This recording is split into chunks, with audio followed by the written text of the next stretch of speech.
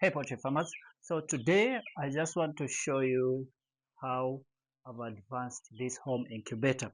For those who have not seen my first video about this incubator, this is not a freezer guys, this is not a fridge, this is our own homemade incubator.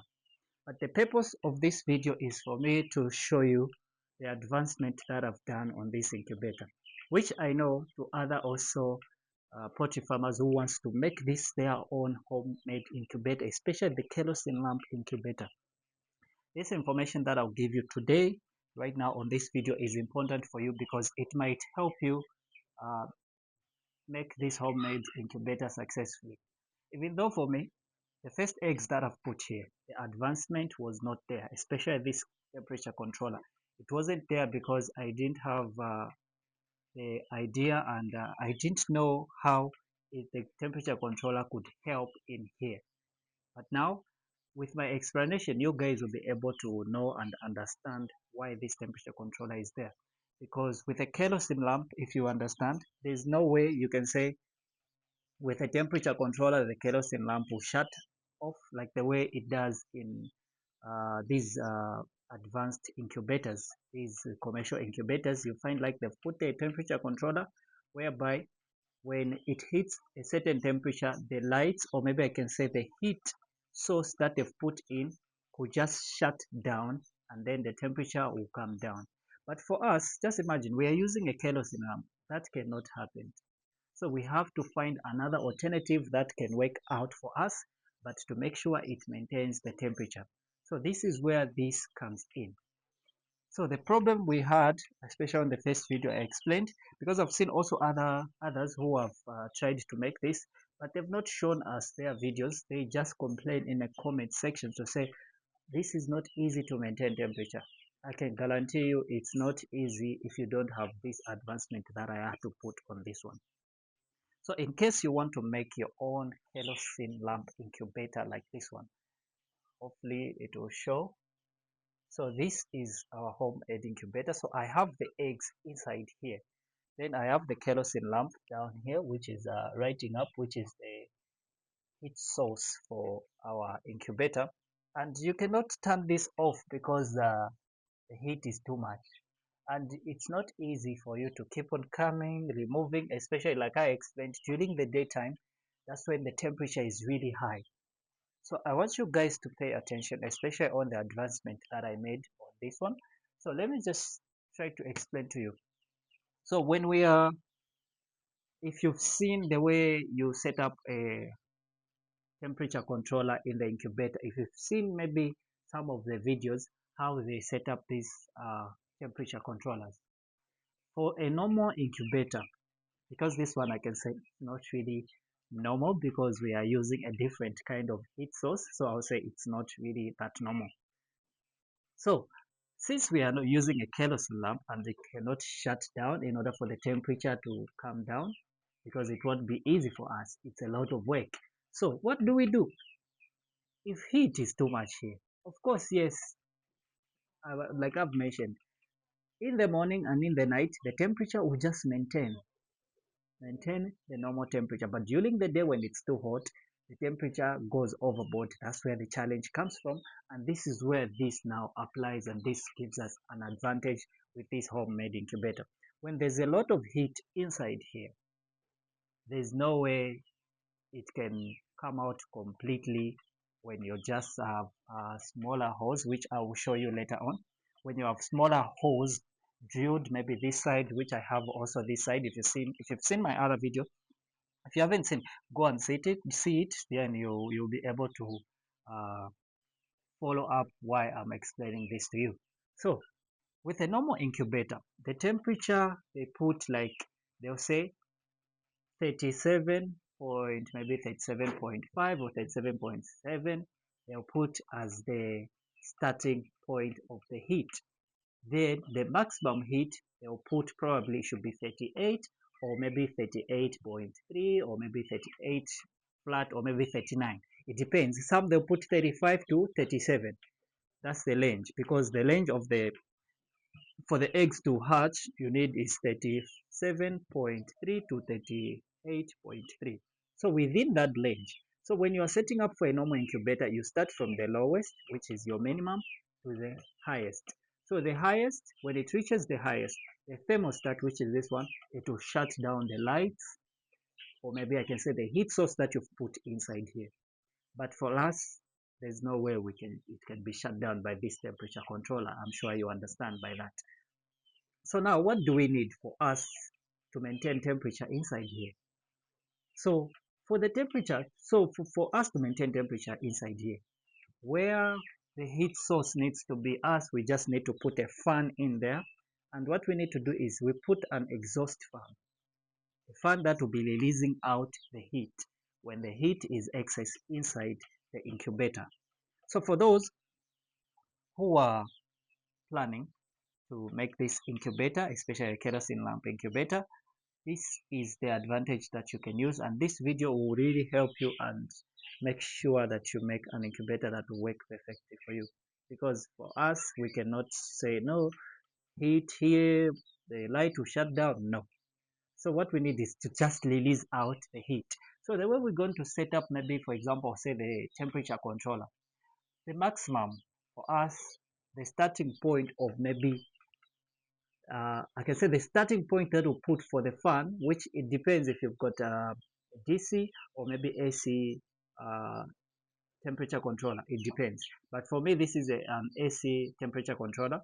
So what I've put in that instead of putting maximum, which is 38.3, I'll put my minimum in order for me for the power to be generated to for the power to go into the fan and start releasing out. So I do the opposite. Instead of 37.5 to 38, I'll do 38 to 35 so that it becomes the opposite. So that the fan turns on when the temperature hits 38 so that it releases out. Then it shuts down at 37.6. That's the temperature that I've set it on. Then it will shut off. So if you look here, we are on a 37.9 and this is off. So when it hits 37, when it hits 38, the fan will turn on because the temperature now has gone high to not what we've set on this. So now the fan will start rotating and releasing out the heat from this incubator until it maintains the temperature that we need for it to maintain. So let me just show you how I've set up the advancement. Of course, everybody who knows this temperature controller, it has a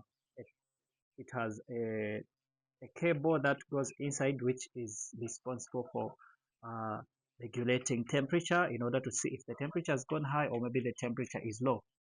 So now I want to show you how I've placed the fan. It might not be as smart as you think it should be, but I'm telling you it is very helpful. So as long as it hits 38 over there, the fan will turn on and it will start releasing heat out of this incubator until it reaches to the temperature that we want in this incubator. So let me just show you the fan where I've placed it. So my fan is right on the other side. So here it's not that smart, guys, so please don't laugh at this. So this is a fan. So this fan is responsible for releasing heat out, because what happens is I've got these holes, these here, these were responsible for maintaining temperature inside, because at first I didn't have these. So I had to just place in, I didn't have this, then I drilled this, and the time I drilled this, it's a time now I decided to say, okay, I'll drill both sides. So that's why I've said, in order for you to understand, you need to watch my first video. So now I'm hoping that the temperature will hit 38. Then yeah, so it has hit 38. You've seen there, it has turned on. So now my fan has turned on inside here. So the fan is rotating now, releasing heat out. So hopefully this video won't take long for you guys, because I want you to see how the temperature will start dropping down, but it doesn't drop at a fast rate because of the type of the fan that I put in is not that big, because of this type of incubator that I've made is not that big. so I don't need temperature to like move like real fast in order for the incubator to be stable. So also, if you know how these incubators like, the temperature sometimes takes about 15 minutes for it to drop to where you want it. But I can guarantee you, if you put this same moment that I've put in here, of course I cannot explain the wiring, how it was done and stuff like that, but hopefully you guys have come to understand, and I'm sure this explanation and this advancement that I've done with this homemade incubator will really help other poultry farmers to maintain temperatures, especially if you want to make your own homemade incubator, especially the kerosene lamp incubator. So let me just show you the inside. I just want to show you the where the kerosene lamp is. And maybe some people might not understand what we mean. So that's a kerosene lamp. This is what is responsible for the heat. If you see, it is on the minimum level of the heat, but because it's during the day, so if I want, I can reduce, I can increase, I can reduce from here.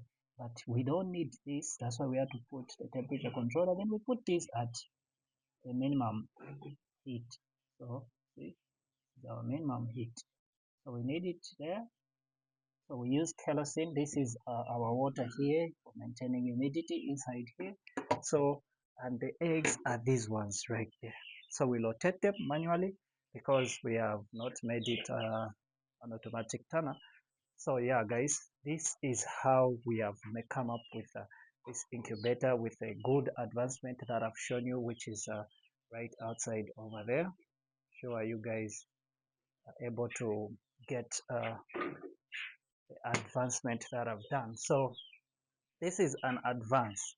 So if you look over there, this is 37.6, but since we opened there, that's why it's 7.8. It is reducing to there.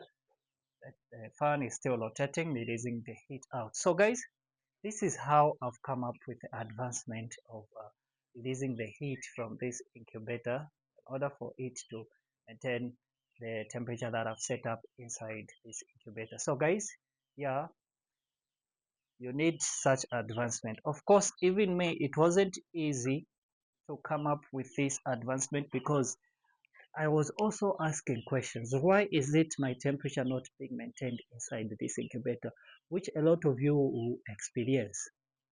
I know there are a lot of videos out there about the kerosene incubator, but let me tell you, this advancement of releasing heat out is not there. So this is why you need this video, and that's the reason why I've released this video, because when I go through a problem, then I find out the answers to solve the problem.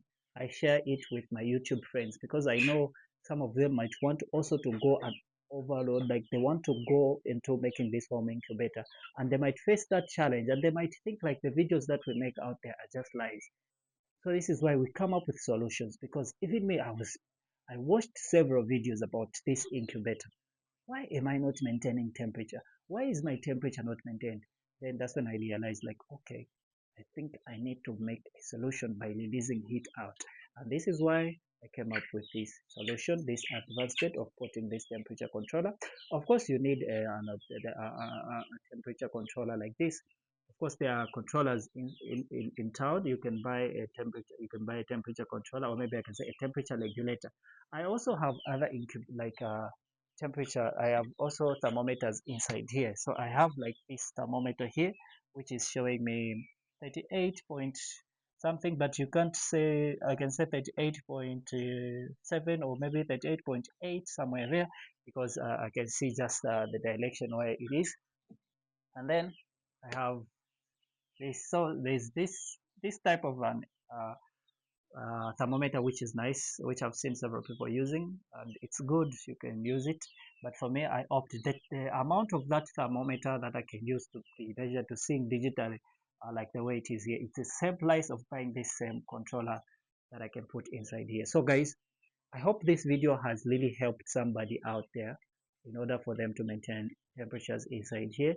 So make sure you opt out for this temperature controller in order for you to maintain temperatures inside your incubator, because it will not be easy, just like the way I was having a challenge. So like this batch that I have inside here, the eggs that I've put inside here, I didn't have this advancement.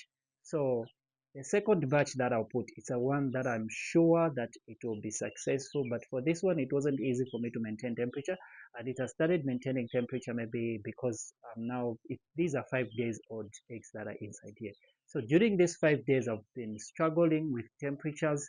I've been trying to fight it. I put the clothes outside here. Just watch my other video, then you understand what I'm saying. So now for the second batch, I can guarantee you we are going to be successful. We are going to maintain temperatures and we are going to get the best result. For this one, I don't expect much, but I'll try by all means to get some results out of this incubator